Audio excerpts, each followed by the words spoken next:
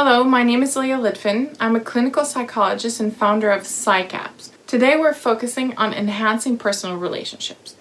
In times like these, good personal relationships are so important. But because of social distancing, it could be that we feel like we're losing touch with people that are really important to us.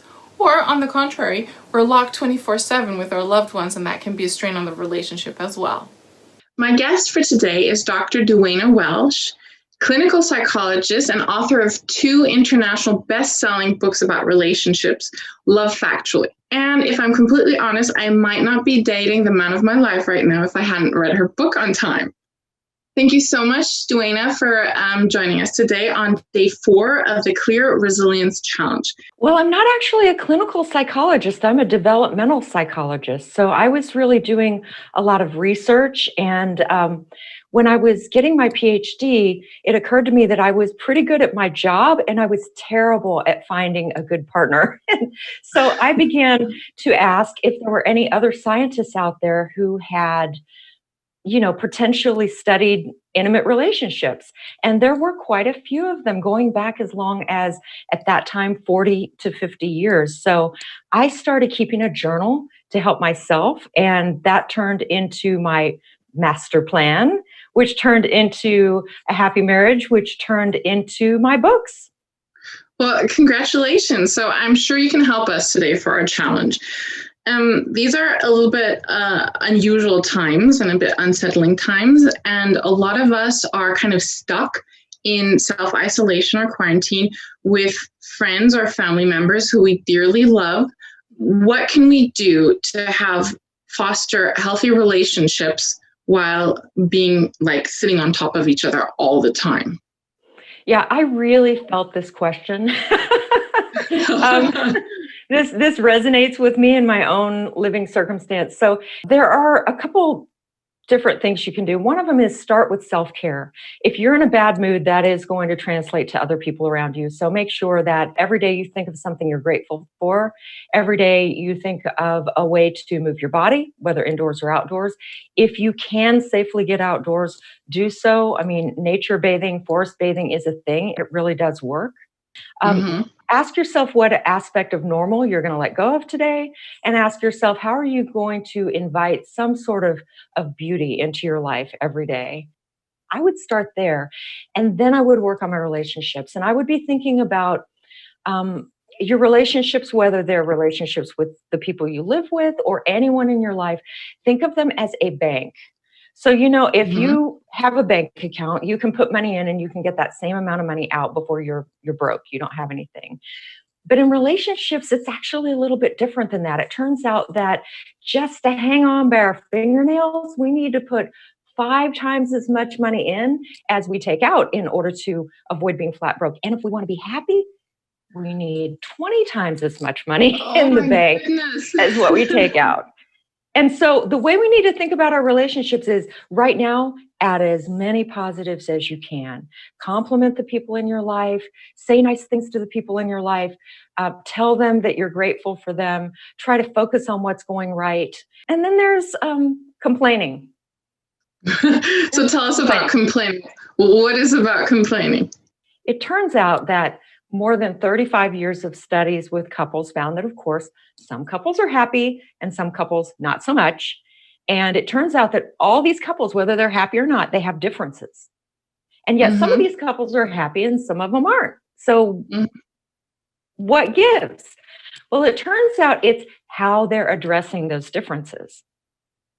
So happy couples address the differences in a way that allows them to do better and better with each other instead of worse and worse. And unhappy couples, the way they argue and fight actually turns the method of arguing and fighting into the central problem of the relationship. So I'm going to teach you right now how to have a disagreement that makes the relationship, whatever relationship, I don't care if it's with your mom, your dad, your partner, your friends, whoever it is, it'll make the relationship better, guaranteed. Okay, tell us more. Here's the formula. I felt blank when blank event happened, and I need blank. So I felt frustrated when the trash wasn't taken out and I need you to do it now, please. And what would the toxic version of that be? You're a jerk. You never listen to what I say. I told you to take the trash out. Idiot.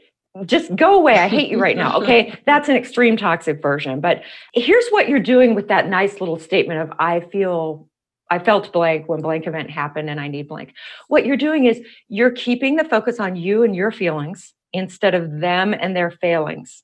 Notice that I didn't say I felt rage. You also want to say I felt like murdering you when you didn't take out the trash. Exactly. Or I felt like you were a jerk. That's not a feeling. Yeah. You want to keep the statement a real feeling, and you want to keep it focused on this time and place, not like every time and place. You always do this. Mm-hmm. Yeah. I felt blank, a low valence word. I felt frustrated. Yeah. I think that's actually quite a powerful tool. It's very simple, but it changes the communication. I think, like you said, communication is really key, the way things are said.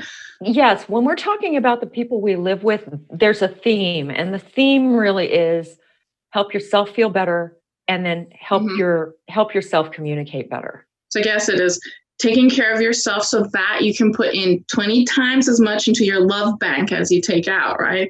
And then, the way of complaining productively.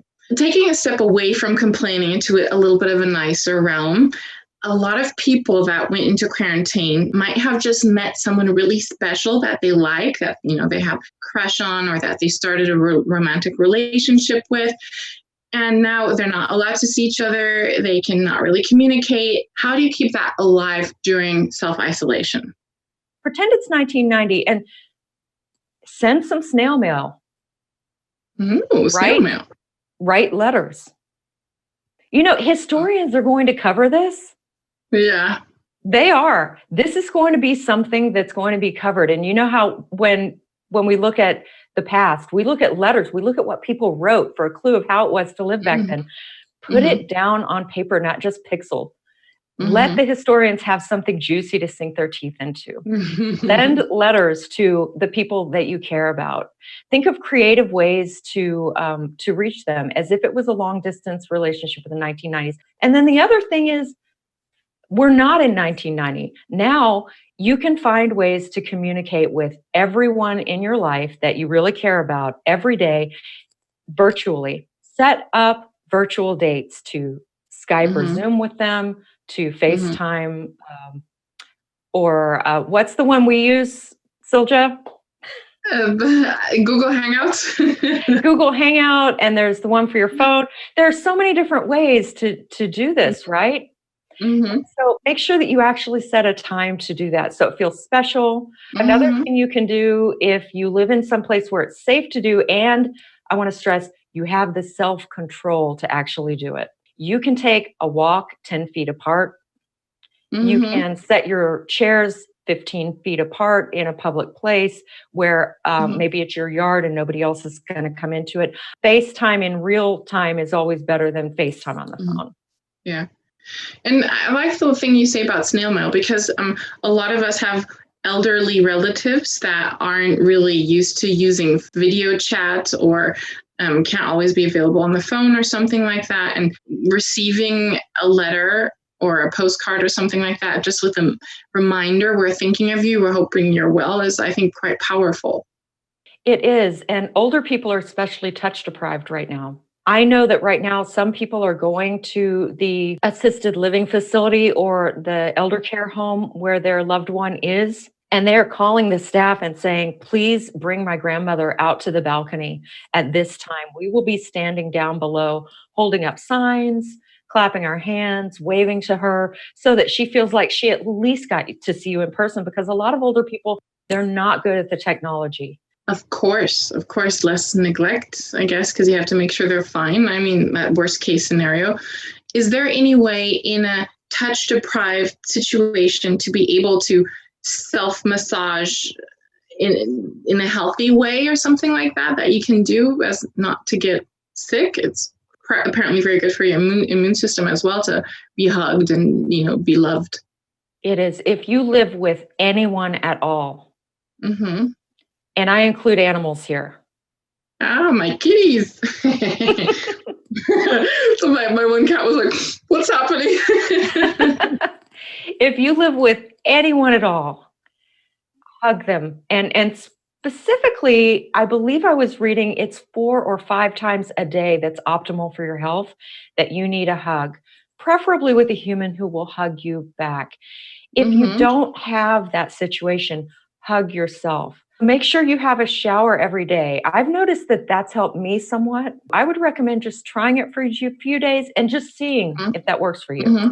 Your Okay. life is your own experiment, so why not try it out? Yeah, exactly. Figure out what makes us happy and then do more of that. Yeah.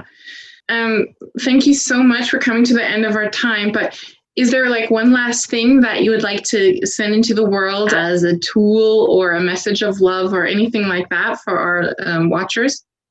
Absolutely. We've got over 60 years of outstanding science to guide all relationships now. And if I had to summarize all of it in one sentence, here it is. If you can find and be someone kind and respectful, your relationships will go well. And if you can't, they won't. Thank you very much, Doina. Thank you Bye very bye. much, Silja. Thank you. Bye. Bye. Just to summarize, the relationships that we have with the people close to us are really important to nurture and to maintain. As an exercise, why not reach out to someone that you haven't contacted in a while and tell them you care? Or maybe find a way to show your appreciation or give them a hug. Try snail mail. To get access to the full exercise, just go to our website. Our link is in our bio. Thank you and take care.